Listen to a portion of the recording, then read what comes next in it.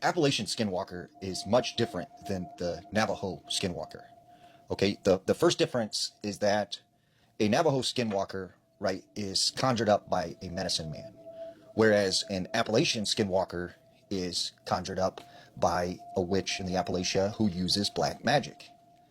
The other big difference between the Appalachian Skinwalker versus the native Skinwalker is that the Appalachian Skinwalker tends to take the form of objects, and a lot of time almost just comes as an invisible force that calls out to people or follows them. Or, for instance, the Bell Witch, right? It wasn't a witch going after that family.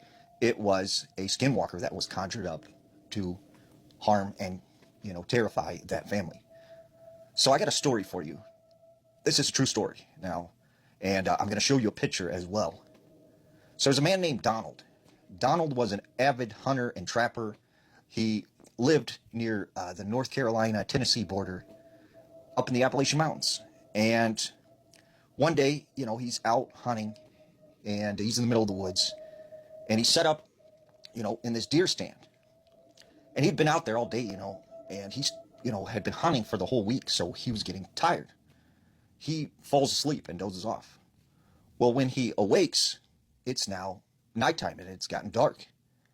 And as he's adjusting some things in his tree stand, all of a sudden, whoosh, he hears this loud thing move over the top of him through the trees, like it's some kind of large bird or something.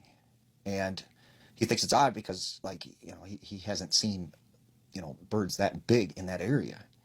But then once again, whoosh, right? This big thing just passes over the top of him through the trees, and it's shaking all the branches. And then again, a third time. So, he gets down off his tree stand and is like, okay, it's time to head back to camp. As he starts, walking this trail back to camp, all of a sudden he hears something, say, Donald, Donald, hey, Donald, come play, and this voice just keeps calling to him. And he, it's like freaking out. He's terrified. So he takes off running, and he's running as fast as he can. And all of a sudden, boom, he trips and he rolls. And he realizes he just tripped over this root that is sticking out of the ground. And when he looks up, he notices this big, eerie-looking tree.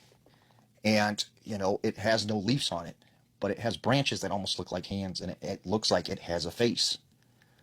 And this tree starts staring at him and opens its eyes, and he can see that this tree has taken some kind of physical, humanly form, and it starts reaching its branches down, and it grabs Donald, and it picks him up, and is shaking him and whipping him with the other branches. Well, Donald still manages to hold on to his rifle, and he just starts firing at the tree, and he manages to hit one of the branches that was holding his leg, and it basically breaks, and he falls to the ground. So he runs back to his cabin, and he gets inside, and he locks all the doors. And all night long, he can hear the tree lashing at the house, trying to get in. And the next morning, all is calm.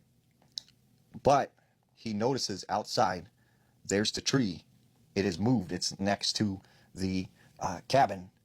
And he manages to take some pictures, which actually show the face in the tree. And this is the picture that Donald took.